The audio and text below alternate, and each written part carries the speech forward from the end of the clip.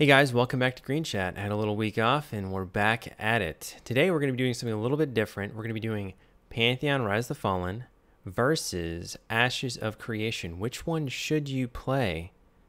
So, without it furthering adoing it, my name is Cleeze and let's get started.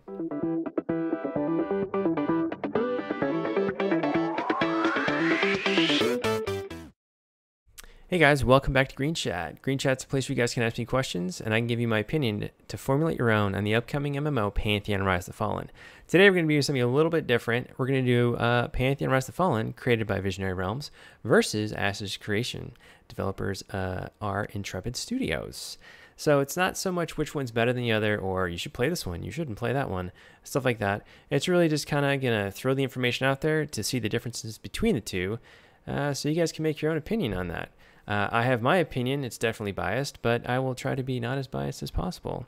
Now, I won't be going into super depth on each one. I'm just going to cover the basics of each and their main differences. I definitely have covered a lot of Pantheon stuff in this channel, and there's other YouTube channels out there that dive into the specifics of each game if that's really what your focus or interest is. So, with that, let's begin. I'm not going to play any Ashes of Creation video in the background because this is mostly a Pantheon Rise of the Fallen driven channel, but a lot of people have mentioned in forum posts, in comments, and etc., that they'll post and say, hey, why should I even check out Pantheon?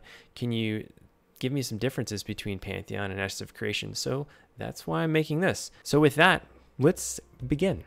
So to start off, these, in my opinion, are completely two different games. They have ideas and goals that are really driven in two different directions, in my opinion.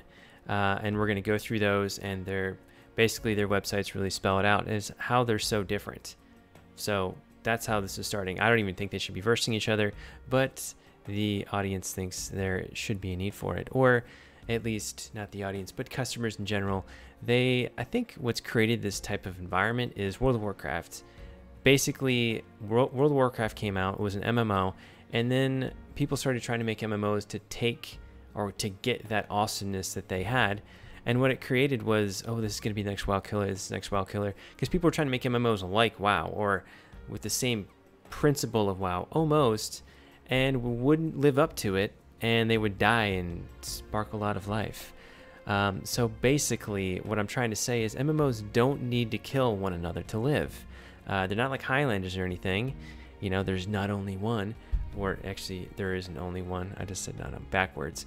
But you know where I'm going with this is basically both these games can go and they can be fine and they can thrive and have an awesome time. And so could WoW in the background or the foreground or wherever ground. That's just my opinion. So that being said, let's move on into the main differences of these games. So to start, let's start with payment. They're both subscription. Pantheon, you have a box price. Ashes of Creation, you don't. All you have to do is simply subscribe, and then you have the full game. Pantheon will also probably have expansion costs for additional expansions with the box price of that as well. But they both will have a payment model that is like a subscription that's very similar. One thing that's different is Ashes of Creation will also have this kind of referral thing where if you get people into the game and they're under your referral code, you get monetized or in-game money from that referral, which you can spend on their in-game cash shop or token shop, I should say, for cosmetic stuff, or you can use that to buy subscription time. So kind of interesting. One dude argued was, which I kind of agree with, is that a lot of websites anyways already do this with their games. So if you go to like a gaming website and then they have hey, check out Pantheon Rise of the Fallen in the corner. Like, let's say my video had it over here or something, or over there somewhere. And you clicked on it, and then you got led to Pantheon Rise of the Fallen, and then you pledged or something. I would get a piece of that. So that already kind of is happening. So I guess what Ashes of Creation is taking that away from corporations and people trying to advertise stuff, or not take it away, but also give it to their user base, which I think is pretty neat. However, I think it's just a nice little thing to make it more, it's an easier thing to achieve if you're really good at selling. Hey, come play Ashes of Creation. That's also a really good reason to go around and tell people about it. So it's kind of an interesting advertisement scheme. Anyways, going too much into that, that's the payment for each one. Basically subscription, box price Pantheon, no box price for Ashes of Creation. So moving on to the next point. All right, so here's where things start to get a little bit interesting, and this is kind of why I put Pantheon versus Ashes of Creation. First off, we're going to start with Pantheon Rise of the Fallen. This is Pantheon's difference, basically its core systems. Overall, what to expect from Pantheon is a modernized, updated version of EQ1, but the systems that they will have in their game is an atmospheric climate system. So what that is, again, I'm not going to go into super depth and all these things, but basically as weather, and that weather affects you. They've shown this in the game already. They already have a proof of concept how this will exist. Climate systems and atmosphere, you could be in a very dark area, or you can be in an area where you can't hear any sound, or you're silent so you can't cast spells because those are audible, things like that. So they have a climate system that will affect you in the game, potentially do damage, potentially make you better, and make traveling more treacherous. They'll have powerful spells and abilities, a living codex. That's pretty straightforward. They've also shown that in their live streams. They have a dynamic NPC group encounter, dynamic NPC encounter groups. This, I don't think I've seen this in any streams they have done, but it's an easy enough concept and it's been used before in many games. Basically, you go through and you wipe out an encampment. That encampment doesn't send their scout report back to the main hub, and then they send out something to, a bigger group of people comes in to investigate, which is sort of a dynamic event. Basically, you do something in the world, and then it, has a consequence that plays out in front of you. And that's what you all know what dynamic events are. They also have NPC disposition and behaviors. A lot of people are starting to pick this up and start to run with this, but this really isn't in a lot of games. But Ashes is also kind of taking a look at this as well. But theirs is pretty advanced, and we've also seen the proof of concept of this as well. Basically, NPCs will have different behaviors, and they'll kind of be randomly assigned, not so much static. Some might be static, but you could have an NPC that flees at a certain point, or that intentionally tries to get range on your tank to cast spells or things like that. Basically, they have behaviors attached to them. The moment that you engage an NPC, it'll run off to try to grab more people. That can be a disposition or behavior of an NPC. So that's their AI system behind NPCs. They also have colored mana system, where you can get special spells and abilities that utilize 2 different types of colors of mana to perform that spell or ability. Usually these are powerful spells or very cool spells to allow to give you at least a different subset of your class. They also have a progeny system. We haven't seen this in the game, but basically you just retire your old character, you restart as level 1 with a little bit of a boost. Nothing game changing, but it is kind of a prestige thing to, if you really like leveling, you like your same character and you want to build that character up over time, you can use New Game Plus, so to speak. There'll be situational gear in Pantheon where you have to go out and acquire sets of gear for like poison resist or lightning resist, not lightning, but magic resist and stuff like that. For different types of raids or environments, for the weather thing I was talking about, stuff like that. So there's situational gear. There's a perception system. This is how they're really delivering lore to us in the world. So you'll walk through and you'll perceive something kind of off, and you can interact. You can interact with that, depending on how high your perception skill is, to divulge lore, to investigate an area in the world, to engage in a quest, to engage in an event in an area. And they've also given us proof of concept of this as well by, there's this pillar that looks out of place, and then this little text pops up on the screen, and then you're keyed to look around, no pun intended, you're keyed to look around, and you can find a key under a rock or something, which opens a door in a dungeon, which leads to who knows what. But that's where they're going with their questing, sort of. Not so much, but you more or less perceive the world around you, much like in Dungeons & Dragons. You roll a perception check, and if you roll high enough or you have high enough skill, you will then engage in those activities or notice those activities to engage in. Totally optional. So, and then they also have future features, which we have not seen anything about. They're building outposts. Who knows what that even means in Pantheon Rise of the Fallen. We can easily guess what that means. And then they have non-instance housing. Again, these are future features. They have mentioned they want to put these in the game, but these are not something that's set in stone or whatever. And then they have player-run dungeons and regions. Who knows what that could even entail. But We do know that the regions and dungeons will be static in their creation. It's not like a player will be able to, who knows, maybe player run dungeons and regions means a player can help create a dungeon, and we don't, who knows, we'll have to see about that one. Maybe when instance housing comes out, or no, excuse me, non-instance housing, I misread that, apologies, non-instanced housing, Pantheon Rise of Fallen, player run dungeons and regions. I guess we'll have to wait more back in that one, but that is the feature list for Pantheon Rise of Fallen. Now let's move over to Ashes of Creation. So I have to admit, I'm not too brushed up on Ashes of Creation. I'm pretty good with Pantheon Rise of Fallen, but I'm going to do my best here. I watched a ton of YouTube videos and pretty thoroughly read through their website. So if I do get it wrong, Ashes of Creation fans who may be watching this video, try not to let it impact your impression of Pantheon Rise of Fallen. Just kidding. But I'll do my best really to detail this. So basically, one of the major selling points of Ashes of Creation is nodes.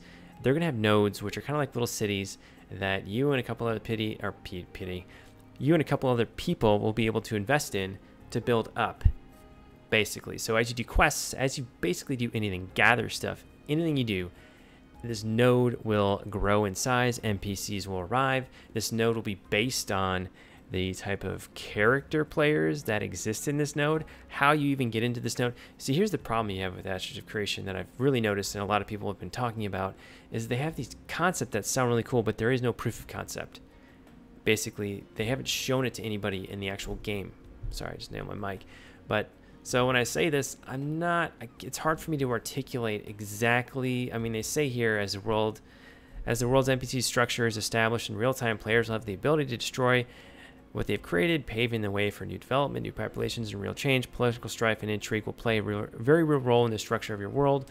Gone are the days of static worlds. Change is here to stay. It doesn't really tell you what nodes will do, and they've had interviews where they will go into depth with nodes, but again, it's just concepts. They talk about how it will work. They talk about what it's going to do, how it's going to interact with you, but they really don't detail specifically how they mean to implement this and what it means for you as the player. That's what I got. And how they're even going to manage this. Basically, the nodes are super dynamic. They're based on, like, what if you move into a node and there's people there that you hate? Or you start grouping with a different guild of people that, do you move to go create a node and that's like a guild? Basically, these are roughly in the same point of development, Ashes of Creation and Pantheon Rise of Fallen, and their main selling point, which is nodes, is still kind of vague. But as far as what we actually expect to see in the game, what nodes are is basically a city that grows up as you do things. That's it. So, but it sounds cool in its concept, and there'll be nodes all over the world, and they'll be dynamic. Some will pop up and, spring up over here, and then they'll get wrecked, because I guess there's PvP in this game, so you can go destroy stuff. I don't know exactly what, but another cool thing about nodes is you can invest in a node that's little, like a little village, buy something, and then as it grows, you'll have like property on that node that will increase in value and stuff like that. So that's pretty nifty. So housing is going to be a big deal in Ashes of Creation. So they'll have housing, player houses in these nodes. You'll be able to build them up. You can survey and develop your home. You can make it more like an industrial type house, like a blacksmith, or you can be more creature comfort, like have a little mansion and have little parties there, stuff like that. So your houses they intend to make housing pretty depthy in this game. It kind of gives me this Arc-Age feel, or games that have really focused on housing and trade, player trade, stuff like that. It seems like where they're kind of going with this. Questing is going to be just like your traditional MMOs. You're going to go to your node, you're going to pick up quests, you can go do those quests, and they will improve your node somehow, or they will impact your node somehow, however it impacts it. So if you go kill a bunch of trolls, maybe that lets the goblins thrive more over here if you ignore them, and then they take over the area and you got all these problems with goblins. Kind of also sounds like a little bit of an EverQuest Next feel, which some of the people on the team here are from EverQuest Next. So it almost, after reading it, Ashes of Creation, which even the name Ashes of Creation feels like it's got this EverQuest Next feel to it, with how they were going to make those regions play out and be dynamic and change constantly depending on what the players did. Anyways, so yeah, they'll have offers area quests, public quests, chain quests that change dynamically in real time based on the player's experience and choices. What does that mean? I don't even know, but it sounds to me like when I'm doing a quest, I feel like a quest is kind of a story. I'm not going to critique this just yet, but yeah, it feels like the players have a lot of power in what they even do, even on a quest-by-quest basis. They'll have sieges in the game, so they'll have castles and stuff like that. You need to, you know, siege the castle, 100 versus 100 people, stuff like that. So big sieges that are really intricate things. I've never, in any game that they've had really large sieges, they usually play out to be not very cool, because you try to make them really intricate and really large scale, and you know, there's a lot of different jobs you need to be doing, but that means there needs to be a lot of boring jobs that need to be done well. Otherwise, your siege fails or your defense fails. So, I don't know. Apparently, they're trying to make it cool. They're doing a pre-alpha, or they're doing a siege test soon with some of their backers. I'm not sure, but we'll see how that goes. I mean, see how it goes. But yeah, they have sieges. So, big-time battles. Huge battles. Player versus environment. Basically, they have, you know, player versus environment, just like any other old MMO. You know, they say our unique and adaptive AI means that encounters with similar creatures will yield a completely different experience to adapt to as a player, keeping you on your toes for consistently changing responses from your adversaries. Sounds a little bit like what Pantheon was saying, but we saw this in play, and basically what this means is they react to you. You know, if your spells are ranged, then they'll get close. So they have given a little proof of concept of this. Player versus player. This one kind of seemed, I'm not sure how I felt about this, but basically it's going to be primarily a player versus player game. They'll have some static PvP zones, and then you'll be able to flag yourself in other zones. But what this potentially can mean is high-level dungeons and stuff like that. If you're running through it with your group, and another group runs in there, and they kill you, that sucks. But they can totally do that. So some of the dungeons and really important hunting grounds will have PvP in it. So if that's not your thing, be it. But if that is your thing, you know, whatever. And they'll also have certain points of interest. Fight for control over cities, castles, caravans, or hunting grounds. Our PvP is designed to offer the players a well-balanced and fair world to shape through the pen or sword should they choose. So I guess, you know, you can type to like, hey, stop attacking me. They'll have caravans where you can trade with the cities. You know, and that really gets interesting with PvP. I guess PvP, or people can raid your caravans. They have trade, so you'll have trade between nodes or cities, whatever you want to call them. So intricate, probably diplomacy and trade, stuff like that. It looks like areas will be more rich with certain resources, and all areas will be lacking, so it would be an incentive to trade. Also, it will have an in-depth and crafting and gathering system. So interesting to note how I was going through the Pantheon stuff, and I said there was proof of concept for a lot of the points. Nodes, no proof of concept. Housing, not really. Questing, they really haven't shown how there's going to be a dynamic and in real-time based changes on the player's choices. Sieges, they're testing that soon, but that one would be the easiest to show proof of concept. 100 versus 100, not so much. I mean, they could show that it works, but is it fun? Let's see, caravans, simple enough, but no proof of concept. No proof of concept with the trade as far as the involved trade between regions, and crafting and gathering. Not much there either as far as proof of concept. So kind of begs to wonder what's going on here. From what I can understand, a lot of people said they're focusing on nodes and getting those functioning correctly. So with that, let's move on to the other point of what the differences are here. Let's move on. All right, so in favor of not keeping this super long, what I thought was kind of interesting on Pantheon Rise of the Fallen website is they did have game tenants, which is kind of a promise of expectation, and it's clearly defined as to what kind of product they intend or they believe in delivering to their customers, which also, if you're looking for a game that isn't going to be violated at a later date, I feel like as far as what Pantheon has shown so far as a development team, Visionary Realms, they really have an idea and they want to stick to it. Also, the development team, the top of the development team, especially Brad McQuaid and Joppa, Chris Perkins, I'm sure the entire team feels the same. They really show that they have the spirit of their community in mind when they're building Pantheon Rise of the Fallen, when they're interacting with us, when they're building this game. They're trying to make something that they truly believe in, and I don't think they, for monetary reasons, would violate that. They might ask for, hey, we need this, or we're going to be asking this box price for that, or whatever for Pantheon, but not for their pockets. Where, on the other hand, mostly every single game out there, including Ashes of Creation, in my opinion, is out for money because it makes sense to do. Because that's just what game developers do. So, interesting point there as far as that goes. So, on that note, Pantheon Rise of the Fallen will have no cash shops, 0 cash shops. They initially did. They took it out because the players were like, hey, doesn't this seem like a pay-to-win thing, even if it's only just these little items? God bless you. Sorry, we got a little sneezy over here. I don't know if you heard that or not. But where, on the other hand, Ashes of Creation will have a cash shop. Granted, they do not have anything that will improve your character as far as its prowess, but it will have flashy items, you know, hats, shirts, mounts, stuff like that. Mostly cosmetic, probably cosmetics for your home, your house, stuff like that. So that's the two things there. One is a cash shop. Pantheon Rise of the Fallen does not. Ashes of Creation has a cash shop. All right, and lastly, what I wanted to touch on was the frequently asked questions on either site. So this kind of surprised me actually when I went to it. So I jumped over to Pantheon Rise of the Fallen, frequently asked questions. I'm going to leave any link for Pantheon and Ashes of Creation in the description of this video, by the way. But what was super interesting is Pantheon, I've been talking about how they're very transparent with the development of this game. And their frequently asked questions is extensive.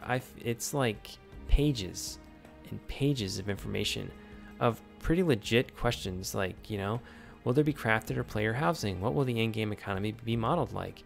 You know, and they go into detail on each of these, and they're not giving you this stupid run over like, well, it's early in development and we'll see what it looks like. I mean, some of them they do, but you know, what's the Pantheon feature and what's new and what's different? What's the target audience?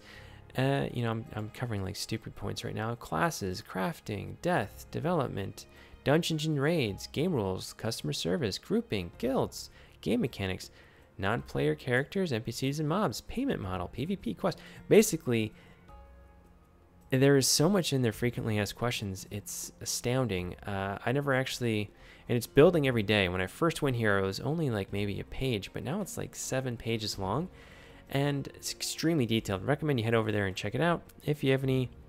There's just a lot of good info there, and I'm not going to go through it all because it's like 18 pages. Now, versus that, let's head over to Ashes of Creation's frequently asked questions. Frequently asked questions. Load times. Loading.